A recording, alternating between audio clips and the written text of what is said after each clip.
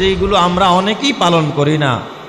10টা করণীয় আছে ঈদের দিন, বিশেষ করে আপনাকে 10টা কাজ করতে হবে। কোনো মানুষ যদি ঈদের দিনকে কেন্দ্র করে, ঈদের দিন উপলক্ষে ঈদের দিন 10টা আমল করে, 10টা কাজ করে, ওই মানুষটাকে আল্লাহ তাআলা দুনিয়ায়ও যেমন খুশি করেছে ঈদ দিয়া, মৃত্যুর পরে আল্লাহ রাব্বুল আলামিন জান্নাত দিয়া তারা খুশি বানায়া দিবে।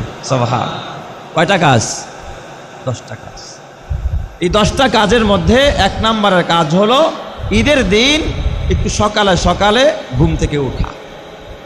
ওই দিন যেন আগে আগে উঠতে পারেন, উঠা ফজরের নামাজটা যেন জামাতের সাথে পড়তে পারেন।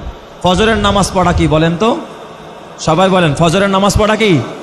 ঈদের নামাজ পড়া কি ওয়াজিব? কোনটার গুরুত্ব বেশি? ফজরের। অনেকে আছে ফজরের নামাজ পড়ে না, মাশাআল্লাহ, যায় নামাজ একটা কাঁধে নিয়া ঈদগাহে গিয়া প্রথম কাতারে যায় নামাজ বিছায়। আছে না নাই?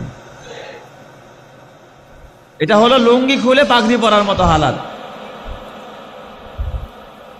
আপনি ফজরের নামাজ পড়লেন না, ফরজ ছাইরা দিলেন, এখন আপনি ওয়াজিব নামাজে গিয়ে একেবারে প্রধান জামাতের প্রধান কাতারের প্রথম কাতারের একেবারে সবার আগে ইমাম রে ঠেলা ফালায়া দেয়,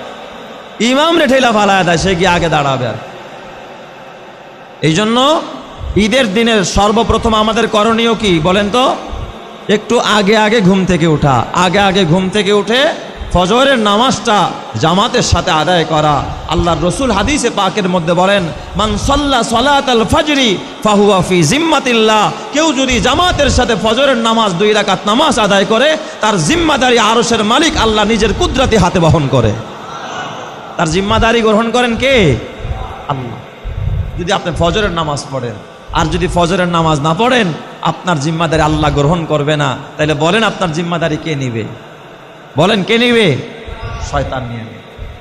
শয়তান আপনাকে পরিচালনা করবে। এই জন্যই তো যারা ফজর না পড়ে ঈদের নামাজ পড়তে যায়, সারাদিন